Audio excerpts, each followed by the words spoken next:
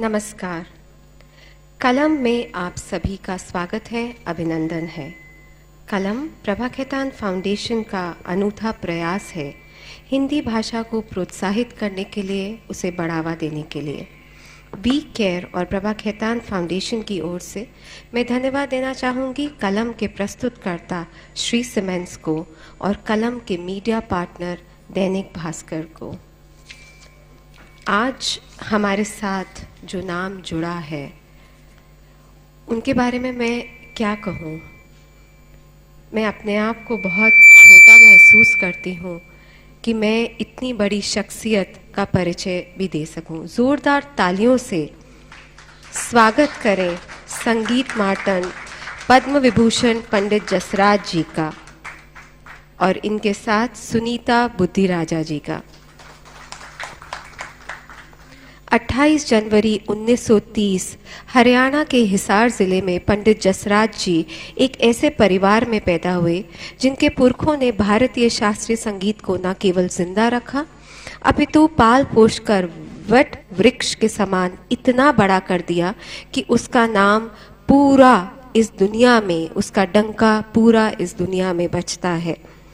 पंडित जसराज जी ने अपनी जादुई आवाज़ में फिल्म 1920 का गाना वादा तुमसे वादा भी गाया था, जिसमें उनकी सुरीली आवाज़ ने आज की युवा पीढ़ी को मदहोश कर दिया।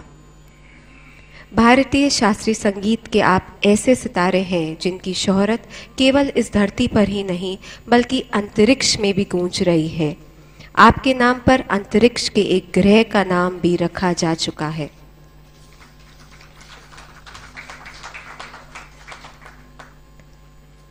आपसे बात कर रही हैं ऑथर सुनीता बुद्धिराजा जी। दिल्ली में जन्मी सुनीता बुद्धिराजा की कविताएं, लेख, संगीत, चर्चा सभी कुछ इसी आदत का परिणाम है। आदि धूप, अनुत्तर और प्रश्न पांचाली सभी ने पाठकों के मन को छुआ है। पेशे से जनसंपर्क से जुड़ी सुनीता बुद्धिराजा किंडलवुड कम्युनिकेशंस चला रही हैं। स्वागत है आप दोनों का, स्वागत है आप सभी का।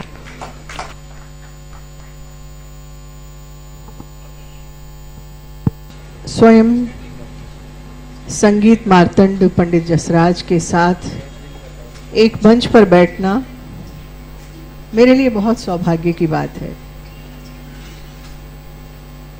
पंडित जी के लिए कार्यक्रमों में मैंने बहुत सारे उनके संगीत रसिकों के सामने कार्यक्रमों का संचालन किया और मुझे नहीं पता था कि कभी मुझे ऐसा सुयोग मिलेगा कि मैं पंडित जी के जीवन को लेकर, उनके बाल्यकाल से, उनके जन्म से लेकर और अब तक के समय तक मैं उनके जीवन के विषय में आप पाठकों के सम्मुख, श्रोताओं के सम्मुख पुस्तक लेकर के आऊंगी। रसराज पंडित जसराज, पंडित जी की जीवनी, पंडित जी के मित्रों, पंडित जी के शुभेच्छकों, उनके शिष्यों, उनके परिवार के सदस्यों और उनके समकक्ष बहुत सारे कलाकारों और उनके मित्रों से जुड़ी हुई एक ऐसी रचना है जिसमें लगभग 150 लोगों ने भाग लिया है, जिन्होंने मुझे समय दिया। इसके पहले कि हम पुस्तक के विषय में चर्चा करें, इसी पिछले महीने की 28 तारीख को पंडित जी ने 90 वर्ष पूरे किए और मैं चाहती हूं कि आप करकल ध्वनि से पंडित जी को शुभकामनाएं दें। तो ये बहुत मेरे लिए सुयोग था कि श्रीमती मधुरा जसराज ने पंडित जी से कहा कि अगर आपको अपने ऊपर कुछ लिखवाना है, पुस्तक लिखवानी है, क्योंकि पंडित जी पर बहुत लोग लिखने को राजी हो जाते अगर वो चाहते तो, लेकिन मधुरा जी ने पंडित जी से कहा कि आप सुनीता जी से लिखवाइए। तो मैं समझती हूँ कि उस समय मेरा सितारा कुछ तेज था और पंडित जी ने कहा कि ठीक है, और पुस्तक लिखने के लिए मुझे 7 वर्ष का समय लगा। पंडित जी की 90 वर्ष की यात्रा को 7 वर्षों में समेट कर रखना एक बहुत कठिन कार्य था निश्चित रूप से, लेकिन यह पुस्तक बनी और सभी पाठकों को बहुत उसको पढ़ने में, उसे स्वीकार करने में आनंद आया। और इस पुस्तक को आप सबके सम्मुख लाने में दो लोगों का बहुत बड़ा योगदान है। वो हैं अरुण माहेश्वरी जी, जिन्होंने पहले ही पुस्तक प्रारंभ करने से पहले जब मैंने उनसे कहा कि मैं पंडित जी पर पुस्तक लिखना चाहती हूँ, क्या आप इसे प्रकाशित करेंगे, तो अरुण जी ने कहा हाँ हाँ बिल्कुल।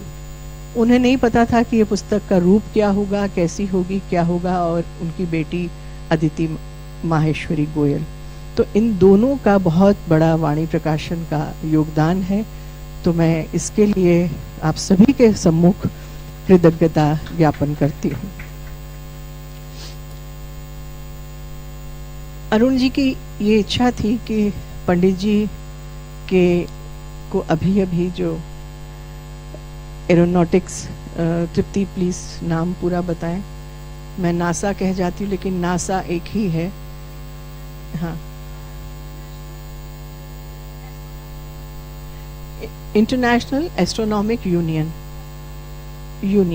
और उसमें पूरी दुनिया के अंतरिक्ष खगोल शास्त्री जो हैं उसके लोग उसमें भाग लेते हैं। नासा उसमें से एक है, तो नासा बहुत छोटा हिस्सा हो जाता है। उसमें इसरो भी है, नासा भी है, और अन्य देशों के भी कई वैज्ञानिक उसमें हैं। तो उन्होंने पंडित जी के ऊपर एक नक्षत्र की जो खोज हुई, उस ग्रह नक्षत्र नहीं ग्रह, और बृहस्पति और मंगल के बीच में उस ग्रह का नाम रखा पंडित जसराज। तो पंडित जी न केवल हम सबके बीच एक गायक, एक व्यक्तित्व, एक मूर्धन्य कलाकार, एक महान व्यक्ति के रूप में उपस्थित हैं, लेकिन अंतरिक्ष में भी उनका स्थान है। यूं तो उनका गायन वैसे ही अंतरिक्ष को स्पर्श करता है और हमको उसका बहुत आनंद आता है। तो अरुण माहेश्वरी जी ने ये इस पुस्तक को एक नया स्वरूप दिया, और इसमें 2 चित्र, अरुण जी मैं चाहूंगी कि आप आएं और आकर के वो दिखाएं ताकि हम सब उन चित्रों का आनंद ले सकें।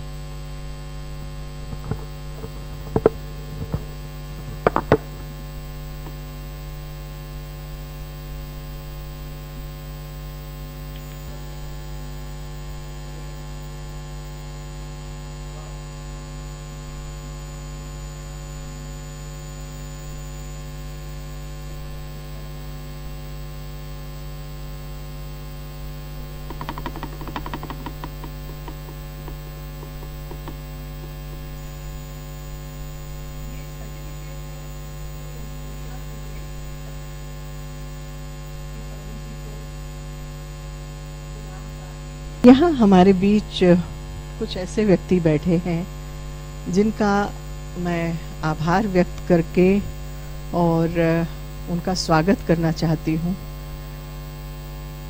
पंडित जी के बाल्यकाल के, युवा काल के सहयोगी और कलाकार, लेखक, मूर्धन्य विद्वान डॉक्टर मुकुंद लाट। मुकुंद जी पंडित जी के कलकत्ता के समय के मित्र, सखा रहे हैं, और समय समय पर नहीं, हर समय उन्होंने पंडित जी के साथ पंडित जी की यात्रा में सहयोग किया है। उनके घर में हैंडपंप चलाने से लेकर उसको खराब करने तक, उसको बांधने से लेकर पानी ऊपर भर के लाने तक, सब्जी खरीदने और काटने से लेकर के सब्जी बनाने तक, गाना, रियाज प्रातः 5:30-6 बजे से लेकर के और आधी रात तक रियाज करने तक डॉक्टर मुकुंद लाट का पंडित जी के जीवन में बहुत बड़ा योगदान है, सहयोग है। मुकुंद जी ने पंडित जी की अपनी रचनाओं में बहुत बार सहयोग किया और पंडित जी के आने से भी मुकुंद जी के आने से भी रचनाएं पंडित जी ने गढ़ी हैं। और एक शैली जो मेवाती घराने में बहुत कम जिसका गायन होता है, टप्पा, वो मुकुंद जी के आने से बना और मुझे इसके विषय में आज ही सुबह पता चला। और मेरे सामने उस्ताद अहमद हुसैन, उस्ताद मोहम्मद हुसैन भी यहाँ बैठे हैं। आप विद्वान गायक, एक गज़ल गायकी को जिन्होंने बहुत शोभा प्रदान की है। और आपके साथ बैठी हैं मदन मोहन जी, संगीत के बहुत बड़े अग्रज, बहुत बड़े डायरेक्टर, म्यूजिक डायरेक्टर, उनकी सुपुत्री यहाँ बैठी हैं। और हम आप सभी के यहाँ होने से अनुग्रहित हैं। और जब ऐसे श्रोता हों तो फिर बात करने में बहुत आनंद आता है। पंडित जी, आपका अगर आपकी आज्ञा हो तो मैं एक छोटा सा चैप्टर पढ़ूं यहाँ। जय हो। जय हो। मुकुंद जी सामने बैठे हैं और मुकुंद जी आप ही पर चैप्टर खुला है एक छोटा सा। 1960 में मुकुंद जी और जसराज जी कहीं से ट्रेन में जा रहे थे। महीना जुलाई का था, जुलाई का अंत। उस समय साधारण क्लास में ही चलने की हैसियत थी।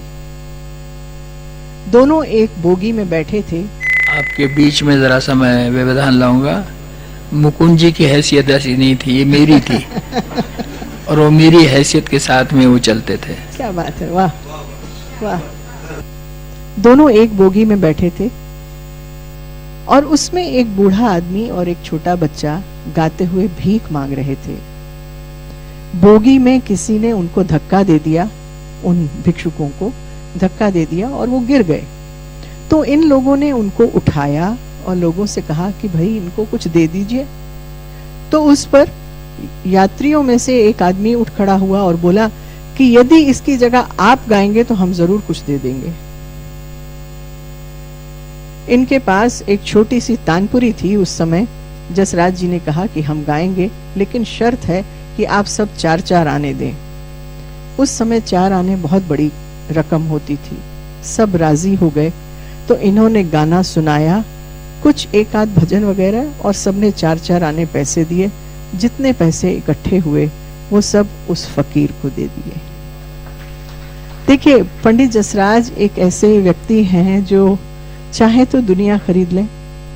और उस समय उनके पास उनका गायन था और उस गायन में उनका अहंकार नहीं था। देखिए, कलाकार कैसे बनता है, कहाँ से वो बड़े हैं, आज जिस स्थिति में आए हैं, कैसे आए हैं, कि उस अहंकार को उन्होंने पीछे छोड़ दिया कि मैं बहुत बड़ा गायक हूँ। मुकुंद जी ने उस अहंकार को पीछे छोड़ दिया कि वो कैसे यात्रा कर रहे हैं, लेकिन गाया और भिक्षुकों के लिए 4-4 आने पैसे इकट्ठे किए अपने गा के, ये नहीं कि उनसे। तो आज पंडित जसराज जो हैं, उनके होने में इसका बहुत बड़ा हाथ है। तो ये पुस्तक जैसे मैंने कहा कि लिखी गई, तो उसमें बहुत बार बहुत सारी घटनाएं ऐसी हुई। पंडित जी मुकुंद जी के साथ साथ उस्ताद अहमद हुसैन, मोहम्मद हुसैन के पिताजी ने भी आपके बारे में कुछ लिखा था कभी। आदरणीय पंडित जी के लिए 1972 में हमारे पिता श्री उस्ताद अफजल हुसैन खान साहब ने एक कथा, 4 पंक्तियों को, 4 लाइनों को कथा कहते हैं। तू कलाकार भी है सुंदर भी, तू कलाकार भी है सुंदर भी, और मुकद्दर का है सिकंदर भी, तेरी तारीफ क्या करूं जसराज, मौसीकी का है तू समंदर भी। नमस्कार, आदाब। हम बड़े खुशकिस्मत हैं कि हमें पंडित जसराज जी की सरपरस्ती 1967 में साणंद अहमदाबाद में मिली। जब से अब तक आपका आशीर्वाद, आपकी मोहब्बत हमारे साथ बनी हुई है। संगीत के लिए तो कुछ बोलेंगे तो शब्द नहीं मिलेंगे हमें, क्योंकि ऐसी हैसियत है, लेकिन आपने बहुत संगीत के लिए तपस्या, इबादत, अपनी लगन से इस मकाम को हासिल किया, वो सब जानते हैं। तो हम तो एक ही शेर कहना चाहेंगे सुनीता जी के लिए और बाद में पंडित जी के लिए। जो किताब लिखी है सुनीता जी, वो पंडित जी शेर सुनने का है कि अपनी मंजिल पे पहुंचना भी, खड़े रहना भी, अपनी मंजिल पे पहुंचना भी, खड़े रहना भी कितना मुश्किल है, बड़े होके बड़े रहना भी। दूसरा ये है कि तुमने आवाज हमें दी है, पंडित जी से आशीर्वाद ले रहे हैं हम, तुमने आवाज हमें दी है, बड़े नाज के साथ अपनी आवाज मिला दो मेरी आवाज के साथ। धन्यवाद।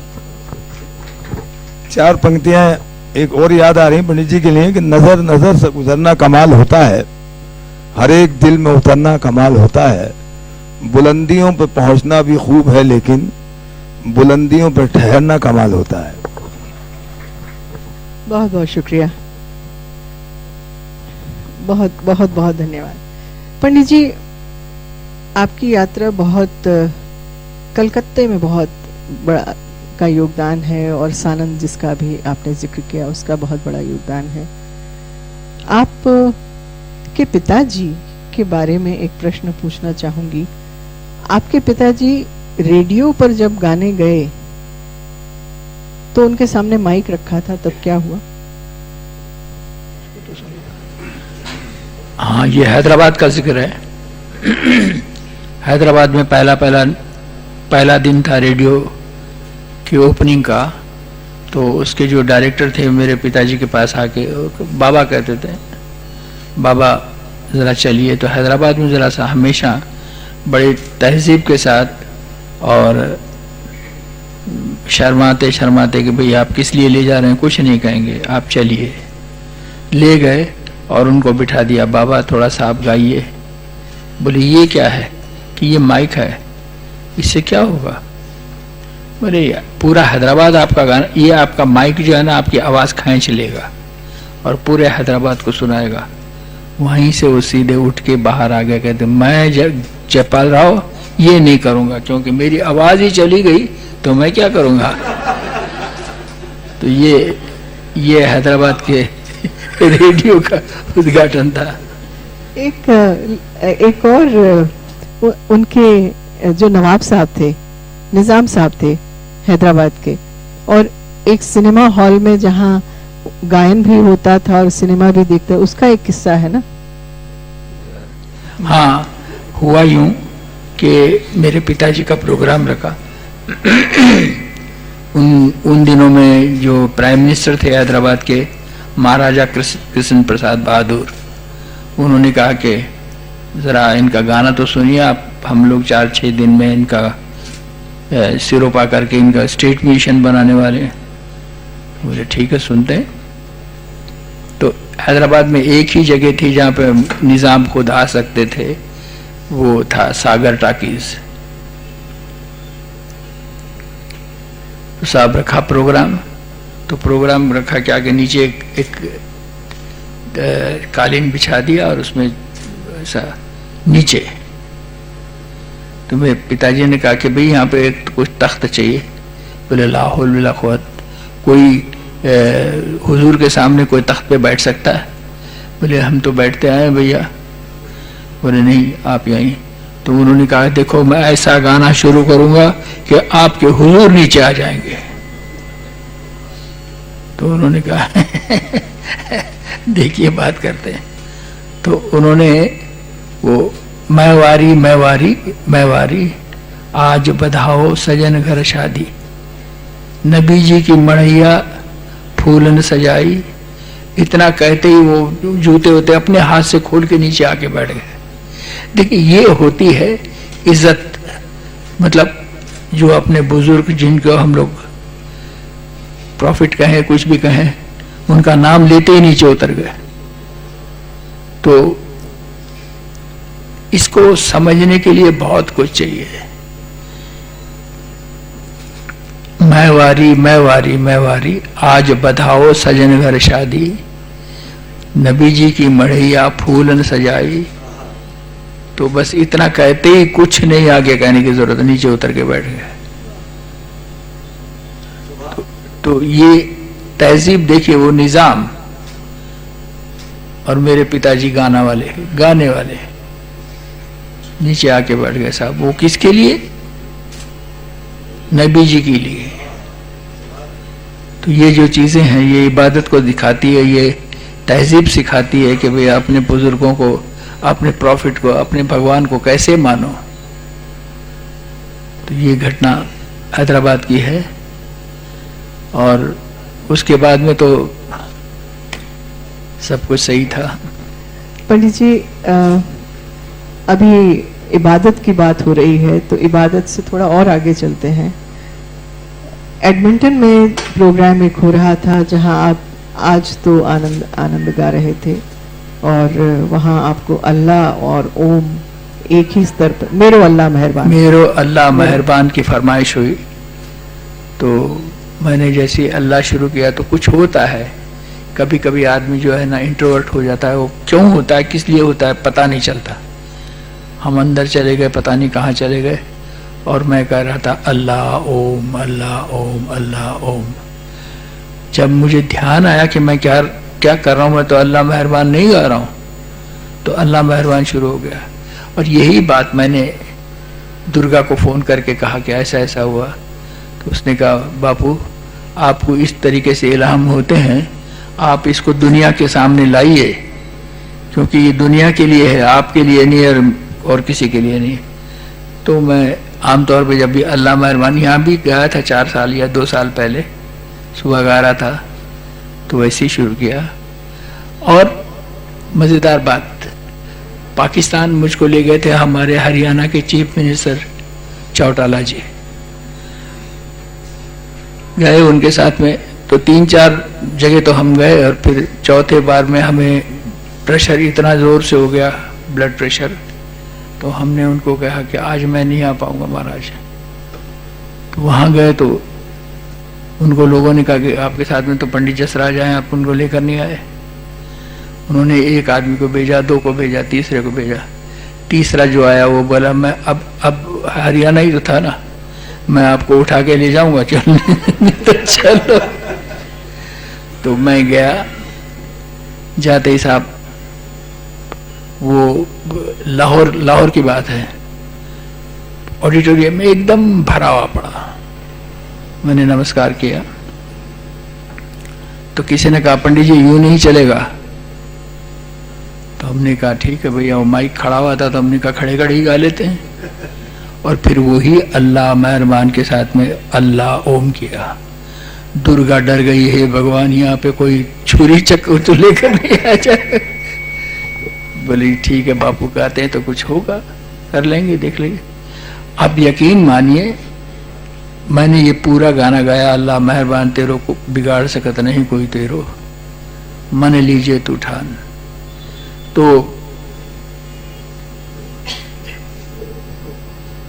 पब्लिक जब बंद किया तो एक मिनट का पिंडर ऑफ साइलेंट हो गया, कुछ नहीं, कोई ताली नहीं, कुछ नहीं, वाह नहीं, कुछ नहीं। और फिर जो तालियां बजी और कई लोगों ने कहा पंडित जी हम लोग एक हैं, अंग्रेजों ने लाठी मारी पानी में, पानी नहीं फटता है। पंडित जी वहीं किन्हीं मौलाना साहब ने आपसे भी हाँ, बाप रे बाप, हमारे जो एक्स प्रेसिडेंट थे एपीजे कलाम साहब, उन्होंने मुझको कहा पंडित तुम तो ये हमेशा गाया करो, मैं जो नहीं कर पा रहा हूं वो तुम कर पा रहे हो। बस ऐसी बात उन्होंने कहा कि अल्लाह मेहरबान तो गाना ही है और उसके साथ में अल्लाह ओम जरूर कहना है। और एक वहाँ एक श्रोता ने आपके पास आके ये भी कहा कि पंडित जी आप आज आपने इस भजन में हमें अल्लाह के दर्शन करवा दिए। वो तो देखिए अल्लाह ओम जब होता है ना तो किसके दर्शन ईश्वर के भी होते हैं, किसी को प्रभु नजर आते हैं, किसी को अल्लाह नजर आते हैं, किसी को हज़रत मोहम्मद नजर आते हैं। तो ऐसा तो मेरे साथ हुआ था। न्यूयॉर्क में कॉन्सुलेट में प्रोग्राम था पंडित जी का, और वहाँ उस समय के भारत के पूर्व उपराष्ट्रपति शेखावत, भैरव सिंह जी शेखावत जी उस समय थे, और वो आए। उनको पता चला कि पंडित जी का वहाँ गायन है, तो वो भी वहाँ पे आए, दोनों ही वहाँ थे। तो थोड़ी देर पंडित जी ने गाया वहाँ, और पंडित जी राग सोचा होगा कि शायद कुछ गाएं, लेकिन शेखावत जी को देख करके आपने कहा कि इनके सामने हम हवेली संगीत सुनाते हैं। तो हवेली संगीत सुनाया। तो बाद में पंडित जी ने कहा, वो आधे घंटे बैठे और फिर पंडित जी को कहकर पंडित जी उनको बाहर तक विदा करके आए। वो चले गए, उनके पास समय कम था। तो पंडित जी ने लोगों से पूछा कि मैंने जो गाया उसका अर्थ आपको समझ में आया? तो सब अमेरिका में रहने वाले लोग थे और अंग्रेजी अधिक समझते हैं। तो मुझसे पंडित जी ने कहा कि तुम इसका अंग्रेजी में अर्थ सुनाओ। तो मैं तो उसके ख्याल में थी और बिल्कुल मेरी आंखें बंद, और मुझे जैसे किसी ने झंझोड़ दिया हो, और मैंने उसका अर्थ समझाने का प्रयास किया। और मैंने श्रोताओं के साथ एक घटना बांटी जो उसी समय मेरे साथ हुई थी, मेरा अनुभव हुआ था कि पंडित जी गा रहे हैं, और पंडित जी ने उसके तुरंत पहले गाया था गोविंद दामोदर माधवेती। दोनों ओर ऊपर माइक, अगर आप में से कुछ लोग परिचित हों उसकी बैठक से कॉन्सुलेट में जो है, तो ये जैसे माइक है, जैसे हम लोग बैठे हैं, पंडित जी ऑडियंस में ऐसे गा रहे हैं सामने, दोनों ओर उनके ऊपर स्पीकर्स हैं। और मुझे ऐसा आभास हुआ कि वहां से इस ओर के जो स्पीकर थे उसके ऊपर वहां कृष्ण जी और राधा जी बैठे हैं। तीन दृश्य मुझे आए। एक तो ये कृष्ण जी और राधा जी दोनों खड़े हैं गैया के सामने, और कृष्ण जी बांसुरी बजा रहे हैं। दूसरा दृश्य मेरी आंखों के सामने जो आया कि वो झूले पे बैठे हैं और पंडित जी उनको झूले पर बैठे हुए देखते हुए मुदित हो रहे हैं। और तीसरा दृश्य आया कि वो यूं ही है और उनके हाथ से ऐसे प्रकाश की एक किरण आ रही है जो आकर के पंडित जी के मस्तक को एनगल्फ कर रही है उसको।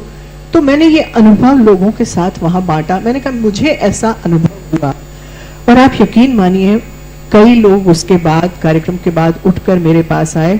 तो उन्होंने कहा, सुनीता जी आपने जैसे हमारी बात कह दी, हमें भी कुछ कुछ ऐसा ही महसूस हो रहा था। एक महिला तो आई, मुस्लिम महिला थी, उन्होंने कहा कि हमारे यहाँ अल्लाह के बाद हम किसी को और मानते नहीं हैं, लेकिन अगर हम वहां होते तो हम भी शायद ऐसे ही सजदा करते। और एक महिला आई, वो कहने लगी मुझे तो विष्णु जी के दर्शन हुए और मैं क्या करती, मैंने प्रणाम कर दिया। तो ऐसे कई लोग आए जिनको अनुभव हुआ। दिल्ली में हाल ही की बात है, कमानी ऑडिटोरियम में प्रोग्राम हो रहा था, तो वहां मुझे अचानक से लगा कि बहुत सुगंध हो गई है। मैं दूसरी रो में बैठी थी, कोने वाली सीट पर, ना कोई पहले आया था ना गया था, और मैंने देखा कि क्या हुआ, सुगंध कैसे आई, किसी ने परफ्यूम लगाया हो, कुछ लगाया हो, तो ऐसा कुछ हुआ नहीं था। लेकिन वहां मैंने इधर उधर देखा, मैंने पंडित जी को बहुत देर तक मैं सुनती रही, और अंततः जब पंडित जी जाने लगे प्रोग्राम के बाद, तो मैंने कहा पंडित जी मुझे फोन कीजिएगा, मैं खाना आपके साथ आकर के नहीं खा रही हूँ, मैं सीधे घर जा रही हूँ। ना वहाँ कोई सुगंधित पदार्थ रखा था, ना किसी ने कोई पौधे लगाए थे, ना फूल थे, कुछ भी नहीं था, बाहर कुछ नहीं था, लेकिन इतनी सुगंध। तो पंडित जी से मेरे कहने के बाद पंडित जी ने मुझे फोन किया गाड़ी में बैठ के, क्या हुआ? मैंने कहा कि मुझे ऐसा अनुभव हुआ कि कमरे में बहुत बड़ी ऑडिटोरियम में सुगंध फैल गई है। बोले होता है ऐसा कभी कभी, तुम्हारे भाग्य हुए। तो मैंने अपने ड्राइवर से पूछा, वो भी पीछे बैठ के सुन रहा था। मैंने कहा आनंद तुमको कुछ सुगंध आई? तो आनंद ने कहा कि नहीं दीदी मुझे तो नहीं आई। अगले 8-10 दिन तक वो सुगंध मेरे साथ रही। तो पंडित जी के गायन का ये प्रभाव है कि उसमें आपको एक स्पिरिचुअल, एक आध्यात्मिक अनुभव होता है। पंडित जी ये आध्यात्मिक अनुभव आपके बड़े भाई साहब के साथ जब आप माता कालिका गाते थे और काली घाट में गाते थे, वहाँ आप तबला बजाते थे और बड़े भाई साहब सानंद बापू जी से सीख करके आए थे उनकी ये रचना, तो उस समय आपको क्या अनुभव होता था?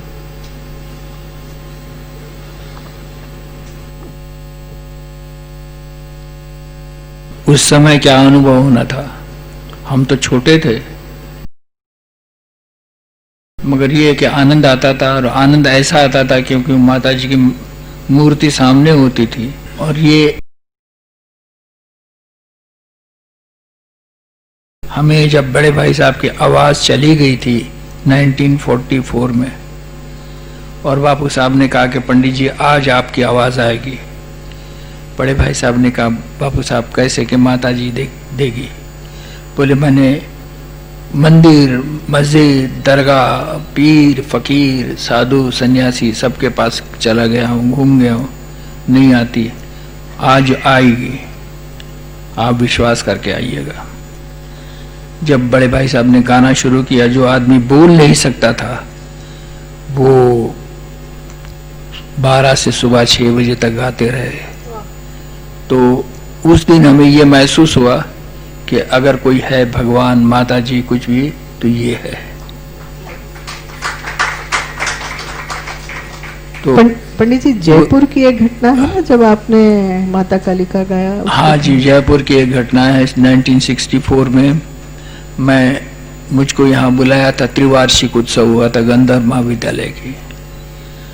तो मैं 12 बजे रात में जा रहा था गाने के लिए, तो सितारा देवी ने मेरी धोती का पल्ला पकड़ लिया कि भैया मैं 1 घंटे नाच लूँगी, मेरे सुबह संपूर्णानंद जी के यहाँ डांस का प्रोग्राम है, तो मैं थक जाऊंगी, तो मैं 1 घंटा नाच लूँगी और फिर आप आ जाइएगा। ठीक है साहब। अब किशन महाराज और वो दोनों बैठ गए रात के 12 से लेके 4:30 बजे तक, 1 घंटा। तो बस उसके बाद में हम बैठे 4:45 बजे और हमने नट भैरव गाया। 20 मिनट में लोगों ने तालियां बजा दी, उठिए। तो मैंने उनके कहा कि देखिए कि जयपुर है, यहाँ पे लोग आज भी मानते हैं कि यहाँ पे गुंजन खाना है, और बड़े बड़े उस्ताद यहाँ पे पैदा हुए हैं, उन्होंने अपना गाना बजाना यहाँ शुरू किया, और आज भी जयपुर घराने के नाम से वो गाते बजाते हैं। आप जरा मुझे 15 मिनट सुनिए, नहीं तो 15 मिनट में अगर एक ताली बजेगी तो मैं उठ के चला जाऊंगा। और मैंने सुबह 5 बजे माता कालिका शुरू की, 5:45 बजे तक एक ही माता कालिका गाना गाते रहा, और पिंडर ऑफ साइलेंट लोग सुनते रहे। तो तब से वो मैं नट भैरव जब भी गाता हूँ, जिसको सिद्धि कहते हैं, एकदम सिद्ध हो गया कि जहां भी गाया कि नट भैरव पंडित जसराज का ही है, ऐसा हो गया नट भैरव। पंडित जी, जब आप लिखने बैठते हैं, जो अचानक से वो लिखा जाता है, मैं तो लिखता क्या, मैं तो पढ़ा ही नहीं, तो लिखूंगा कहां से? उसकी तो घटना है पंडित जी, वो भी सुना दीजिए ना, पढ़ने की, बसते चले जाने वाली, बसता चले जाने वाली। हाँ, वो मैं पढ़ने जाता था, विवेक वर्धनी हमारे स्कूल का नाम था। हमारा घर थोड़ा सा दूर हो गया, पहले जब भर्ती कराया था तब तक तो बहुत करीब पैदल था, मगर उसके बाद में जाते तो पैदल ही थे, मगर करीब आधा घंटा लग जाता था। तो पुराने ज़माने में विक्टोरिया जो चलती थी, फिटन जिसको कहते थे, उसके पीछे एक पायदान होता था, उस पे भी कोई खड़ा रहता था। तो कोई नहीं था, तो मैं उस पे पेट पे बल पे चढ़ गया, और वो चलती गई। तो किसी ने चिल्ला कर कहा, बग्गी के पीछे चोटा। तो बग्गी के पीछे चोटा, चोटा मतलब चोर हैदराबादी भाषा में। तो उसने वो जो साइज था, उसने उसका इतना लंबा, उसका साइज का डंडा, पतली सी छड़ी, और उसका डोरी भी इतनी लंबी होती थी, उसने ताड़ के से मारी पीछे। हम तो वहीं उतर गए, बस्ता उसी पे लगा चला गया। वो हमारी पढ़ाई जा रही थी, और पंडित जी वहीं तो रास्ते में वो याकूबिया एक था ना रेस्टोरेंट, जहाँ हाँ, याकूबिया रेस्टोरेंट था, आज भी है, नामपल्ली की बात है। तो मैं जब भी बस्ता लेके जाता था, जब भी क्या एक आध दिन 15-20 दिन गया होगा स्कूल, क्योंकि बस्ता तो कहीं चला गया, तो वहाँ पे मैं जाता, उस रास्ते में आता था। वहाँ पे बेगम अख्तर साहब का, जब तो अख्तरी बाई फैजाबादी के नाम से उनका रिकॉर्ड थी, दीवाना बनाना है तो दीवाना बना दे, वरना कहीं तकदीर तमाशा न बना दे। आज तक तो उसको समझे ही नहीं थे और बस वही सुनते रहते थे। उनके पास भी शायद वो एक ही रिकॉर्ड होगी, अगर होगी तो भी वो नहीं लगाते थे, क्योंकि ये लगा के बैठ जाता है तो इसको वही सुनना है। उन्होंने हमें चाय वाय भी देना, पानी वानी भी देना शुरू कर दिया। हम अपना टिफिन कैरियर लेकर जाते थे, बस वो हमारे मतलब स्कूल हो गया पढ़ने का। वहीं पे बैठे रहते थे, न कुछ पढ़ना न कुछ, न खाली वो दीवाना बनाना है तो सुनते रहते थे। पंडित जी कलकत्ते में जब कभी आपके बड़े भाई साहब के पास बेगम अख्तर जी आती थी और दोनों की कैप्स्टन सिगरेट की दोस्ती थी, वो तो अजब सी दोस्ती थी। वो भी कैप्स्टन पीती थी, एक कैप्स्टन नाम की एक सिगरेट होती थी, और बड़े भाई साहब भी हुई, तो दोनों चेन स्मोक करते। तो उस कमरे में धुआं ही धुआं रहता था। वो जो एक गाना था ना कि नदी किनारे धुआं उठे मन न जानो क्या हो, तो ऐसा धुआं उठता रहता था। बड़े प्यारी प्यारी दोस्ती थी, सच कहते। सो बेगम अख्तर कभी हारमोनियम लेके गाने लग जाती थी, बड़े भाई साहब भी कुछ गाते थे, और वो दोनों ही बैठे रहते रात भर। मधुरा जी से आपकी भेंट कैसी हुई, श्रीमती मधुरा? अरे यार, मुकुंद जी बैठे हैं, मुकुंद जी फिर से गुस्सा हो जाएंगे। ये हमसे इतना लड़े कि तुम शादी क्यों कर रहे हो। मैंने कहा अब क्या करें भैया, तो बस बोले अगर आप शादी करेंगे तो मैं नहीं आऊंगा। मैंने कहा अगर ऐसा है तो मैं भी शादी नहीं करूंगा। तो फिर अब आना पड़ा इनको और हमको शादी करनी पड़ी। लेकिन इसके लिए मुन्नी जी, डॉक्टर नीरजा रतेरिया ने मुझे बताया, पुस्तक के लिए जब मैं चर्चा कर रही थी उनसे, तो उन्होंने बताया कि जब आप बारात लेके जा रहे थे और तो वहाँ ट्रेन में बैठकर आपने उनको गाना सिखाया।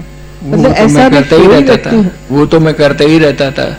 जहाँ मुकुंद जी हम खड़े हो गए, खड़े खड़े गा लेते थे, बैठ के गा लेते थे, घर में जाके गा लेते थे, बाहर जाके गा लेते थे, मगर गाने ही गाते थे। मैंने और मुकुंद जी ने इतना ज्यादा प्रैक्टिस, इतनी ज्यादा रियाज किया, वो ज्यादा अच्छा प्रैक्टिस नहीं, रियाज। तो बस ये हमारे साथ में गाते रहते थे हम दोनों। सुबह 5 बजे 6 बजे ये हमारे पास में 1-2 बोतल दूध, इनके यहाँ एक गाय थी, उस गाय का दूध निचोड़ा और वो भर के ले आते थे और हमारे पास आ जाते थे। हमारा एक छोटा सा घर था, उसमें पंडित लक्ष्मी नारायण जी भी तबले के लिए सुबह 5-5:30 बजे बड़ा बाजार से, बहुत दूर से, मतलब पौन घंटा बस में बैठो उस जमाने में, तो आए घर आके और उठा के हमको कहते थे जसराज भाई शुरू हो जाओ। तो ऐसे प्यारे प्यारे लोग आते थे। उनमें एक उज्जलदा नाम के भी एक थे, वो तो हमारे लिए लड़ लेते थे बड़े भाई साहब से कि ये तबला नहीं बजाएगा, ये गाएगा। तो इस प्रकार के व्यक्ति जो हमारे साथ जुड़े। और मुकुंद जी के बंदिशें मैं कई गाता हूँ, इनकी बंदिश कई गाता हूँ, और बड़ी खूबसूरत बंदिश लिखी हुई है। रत्ना रे नैना में मोहन की मूरत, क्या अच्छी ललित की बंदिश है। तो ये हमारे मुकुंद साहब की बनाई हुई, डॉक्टर मुकुंद लाड जी के। एक बार जब आपने कहा ना, वो बल्कि वो मधुरा जी ने मुझे बताया कि आप उनके साथ जब हरिद्वार चले गए और उस समय आप दोनों का थोड़ा वार्तालाप चल रहा था, तो उस समय से जब आप आए, मधुरा जी इतने बड़े घर की बेटी रही वी शांताराम जी की, और वो आपकी अर्धांगिनी बनी, तो बहुत सुंदर एक तालमेल आप दोनों का बना, और उन्होंने, मुकुंद जी ने, आपने, और संगीत श्यामला में सोम तिवारी जी ने, आप सब लोगों का बहुत सुंदर एक अच्छा संबंध। इनकी माताजी उसकी हाँ, स्थापना, कुर्ते वाला किस्सा सुनाइए ना। इनकी माताजी ने वो संगीत श्यामला का स्थापन किया, और श्रीमती सोम तिवारी जिनको हम मम्मा कहते थे उनको वहाँ की सेक्रेटरी बनाया। तो ये ज्ञानबाई इनकी माँ का नाम था, ज्ञानबाई। वो बहुत ही ज़्यादा सोशल सर्विस में रहती थी, समाज की सेवक थी अच्छी। तो उन्होंने भारती, कौन सा स्कूल का नाम बाबा, अभिनव भारती, उस स्कूल को बनाया और बहुत अच्छा स्कूल बनाया, आज भी चलता है। 70-80 बरस हो गए उस चीज को। तो इनकी माता, हम लोगों को, हम तो बहुत डरते थे, सच्ची बात है, ज्ञानबाई से, जो है सो कहना पड़ेगा। और उनका प्यार कैसा कि वो दर्ज कपड़ा लेके बुलाती थी, दर्जी को, दर्जी भाई सुनो, एक 18 पजामे बना देना, 18 कुर्ते बना देना। तो किसी ने कहा कि ये आप क्या कर रही हैं, 18 पजामा, मुकुंद जी तो एक ही है। बोले मुकुंद तो एक है, मगर साथ में जसराज और वो उज्जवल भी तो है।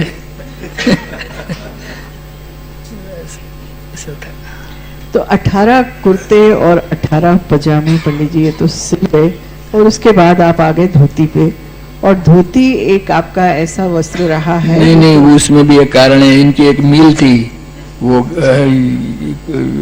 तो उसमें बनती तो मोटी थी धोती, उसने धोती पहनाना हमको लगा दिया।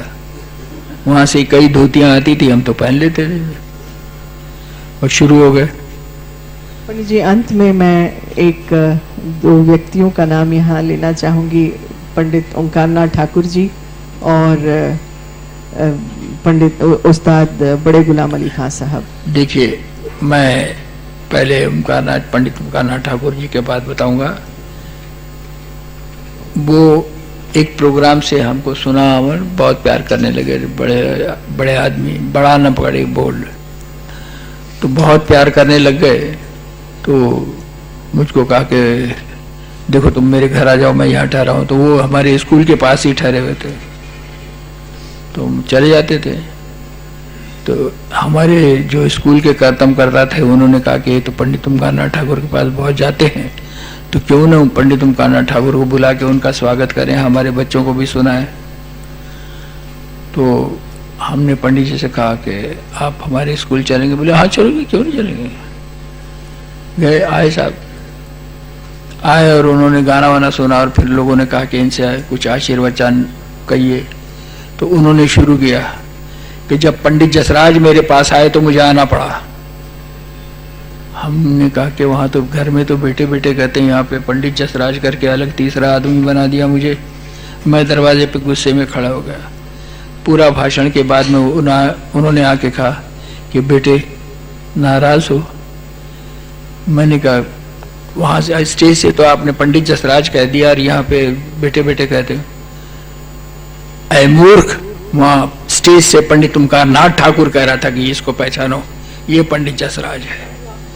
तब से हमें पता चला कि स्टेज की गरिमा क्या होती है और वो क्या कह रहे हैं।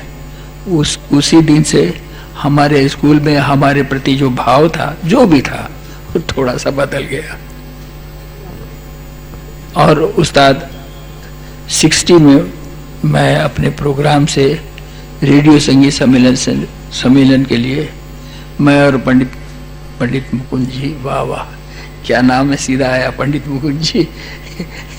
तो मैं और पंडित, फिर से अच्छा ही है, मैं और पंडित मुकुंद जी साथ साथ गए थे प्रोग्राम के लिए। तो मुझे पता चला कि यहाँ पे उस्ताद बड़े गुलाम अली खां साहब की तबीयत ठीक नहीं है, उनको पैरालिटिक अटैक आया और वो यहाँ पे ही है करीब। तो वैसे भी मैं उनको चचा जान कहता था, बहुत प्यार करते थे। हम दोनों गए और वहाँ पे और कोई तीसरा था ही नहीं, हम दोनों ही थे। तो हमने उनके पैरों को सहलाना शुरू किया, हाथ लगा के, इतने बड़े पैरों को हाथ लग जाना बड़ी भाग्य की बात होती है। तो हमने उनके पैर वैर सहलाए तो उनको प्यार आ गया। कहा कि जसराज तू मेरा शागिर्द बन जा, मैं तुझको मनोवर जैसा गाना सिखाऊंगा। हमारी तो वाचाई बंद हो गई, जबान बंद हो गई, क्या कहें। इतने बड़े उस्ताद ने अगर ऐसी बात कही, सोचा भी नहीं था। एक आध मिनट का कुछ, वो भी वक्फा बहुत बड़ा होता है, 30 से 50 सेकंड जो होती है बहुत बड़ी होती है। हमने कहा चाचा जान, मैं मेरे बाबा को, पिताजी को जिंदा करना चाहता हूँ। तो उन्होंने रोना शुरू कर दिया उस अवस्था में। कहा कि बेटा अल्लाह तेरी मन की मुराद पूरी करे। तेरा बाप था जो मुझे संगीत में लेकर आया, क्योंकि मेरे पिताजी और उनके पिताजी और हमारे पंडित शिव कुमार शर्मा जी के पिताजी, ये तीनों कश्मीर स्टेट के स्टेट म्यूजिशियन थे। तो एक दिन ऐसा हुआ कि मेरे पिताजी को कश्मीर महाराजा मोतीलाल कहते थे कि मोतीलाल तुम आज गाओ। तो गाओ तो सब बड़े बड़े उस्ताद आना जरूरी था। उन्होंने सबको कह दिया कि भाई आ जाना। जो महाराजा हरि सिंह जी के चचा जी के क्या नाम था, आ जाएगा। तो कश्मीर महाराजा ने सबको बुला लिया। जब उस्ताद बड़े गुलाम अली खान साहब के पिताजी का नाम था अली बख्श, उस्ताद अली बख्श, सरगमी उनको टाइटल था। तो उन्होंने बड़े गुलाम अली खान साहब से कहा था कि ओए गुलाम अली आज चल, वो मोतीलाल दा गाना है। बोले मैं नहीं आंदा, मेरी तो कुश्ती दा है। वो तो कुश्ती, सच में पहलवान थे, मेरी तो कुश्ती है, मैं तो नहीं जाऊंगा। तो उन्होंने पंजाबी में तो गाली, छोटी मोटी गाली क्या देते, बड़ी बड़ी गाली भी बहुत छोटी होती है, उन्होंने दी और कहा कि चल ओए संगीतकार का बेटा हो के कुश्तियाँ लड़ता है, चल। तो जबरदस्ती ले गए। तो ये घटना ऊपर वाला जानता है, उन्होंने खुद अपने मुंह से सुनाई और कहा कि जब तेरे बाप का गाना सुना, अगर गाना इतना खूबसूरत है तो मैं गाऊंगा।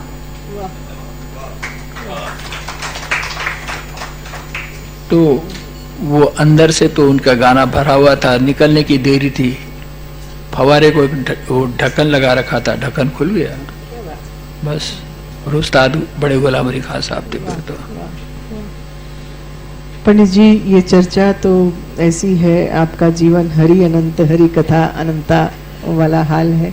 और मेरे मन में प्रश्नों का अंबार लगा हुआ है, क्योंकि आपको जब सुनना भी चाहते हैं लोग, तो हम एक ऐसी कलाकार के नाम से इसको संपन्न करें जो बड़े गुलाम अली खान साहब ने भारत रत्न लता मंगेशकर जी के बारे में कही थी। मैं उनके पास अक्सर जाया करता था। मैं बैठा हुआ था, उनके कोई पंजाबी दोस्त आए बैठे थे, वो पंजाबी में भी गुफ्तगू कर रहे थे। दूर कहीं एक रिकॉर्ड लगी, ये जिंदगी उसी की है जो किसी का हो गया। तो उस्ताद के क्या हाल थे कि वो हमेशा स्वरमंडल लेके लेटे हुए थे तो पेट पे रख लेते थे, बैठे हैं तो गोदी में रख लिया, मगर स्वरमंडल चालू रहता था और गाते ही रहते थे और गाते गाते बात करते थे। मजा आता था सबको। तो वो स्वरमंडल रख दिया, रख कर कहते हैं चुपचाप हो गए, कुछ कहना नहीं। तो जब वो रिकॉर्ड खत्म हुई तो उनके मुंह से निकला, कम वक्त कभी बेसुरी नहीं होती। कितनी बड़ी बात, कितनी बड़ी बात। कम वक्त कभी बेसुरी नहीं होती। तो ऐसे लता मंगेशकर जी के लिए उनके मन में उद्गार निकले। खूब प्यार करते थे, खूब सब कुछ। बड़े तो बड़े ही थे, बड़े गुलाम अली खान साहब थे तो बहुत बड़े थे।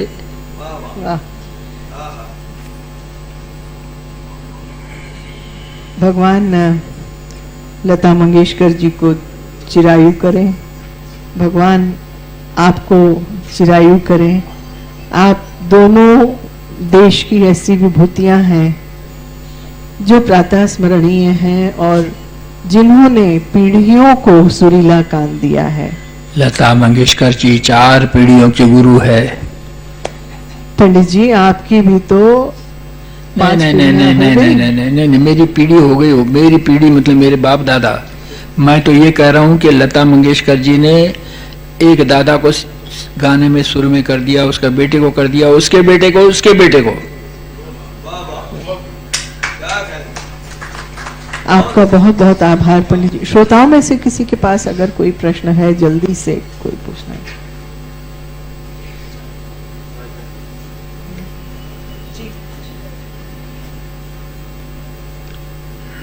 छोटा सा प्रश्न है, पे छोटा सा मत करो, बड़ा सा करो। इतनी बड़ी बड़ी बात हो रही। बड़ा तो उत्तर से हो जाएगा अपने आप में। नमस्कार। नहीं नहीं, आपकी आवाज आ रही है, ऐसी आ रही है सर। ये पंडित जी कि जब हम लोगों को कुछ अच्छा सुनने की इच्छा होती है तो हम पंडित जसराज को सुनते हैं। ये जरा अतिशयोक्ति है, कोई बात नहीं, चलेगा, अच्छा लग रहा है। लेकिन पंडित जसराज जी को जब कुछ अच्छा सुनने की इच्छा होती है तो वो किनको सुनते हैं? अब मैं देखिए, मैं ईमानदारी से कहता हूँ, मैं सबको सुनता हूँ। इंडियन फिल्मी म्यूजिक सुनता हूँ, मैं गजल सुनता हूँ, भजन सुनता हूँ, शास्त्रीय संगीत तो खुद ही करता हूँ तो उनको सुनना ही पड़ता है। मैं वो म्यूजिक म्यूजिक है, बस वो अल्लाह तक पहुंचाता है। वाह,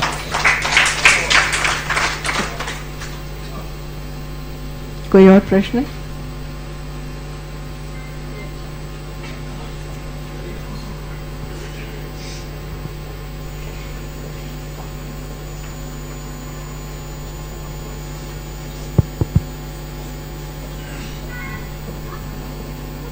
जोरदार तालियों से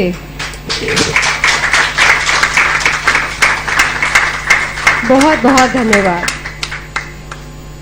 अब मैं आमंत्रित करना चाहूंगी दैनिक भास्कर के state editor LP Pant ji को कि वो यहाँ पर आकर पंडित जी और सुनीता जी को हमारी तरफ से मोमेंटो प्रदान करें। दैनिक भास्कर मीडिया पार्टनर है कलम सीरीज का। खड़े हो जाए, खड़े हो जाए। नहीं नहीं, बैठे क्या।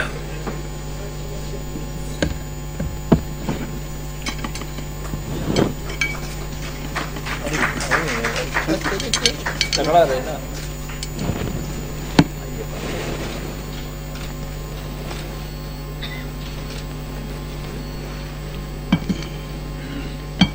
हमारी तरफ से सुनीता बुद्धिराजा जी को,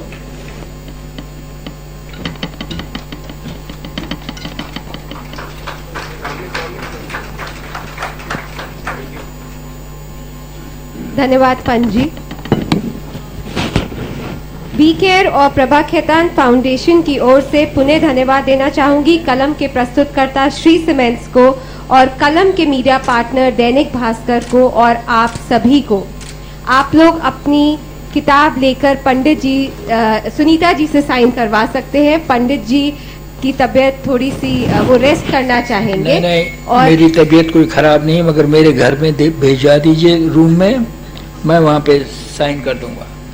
वाणी प्रकाशन ने इस किताब को पब्लिश किया है और आप सभी से निवेदन है जिनका नाम गेस्ट लिस्ट पर हो कृपया करके वही किताब लें। Thank you.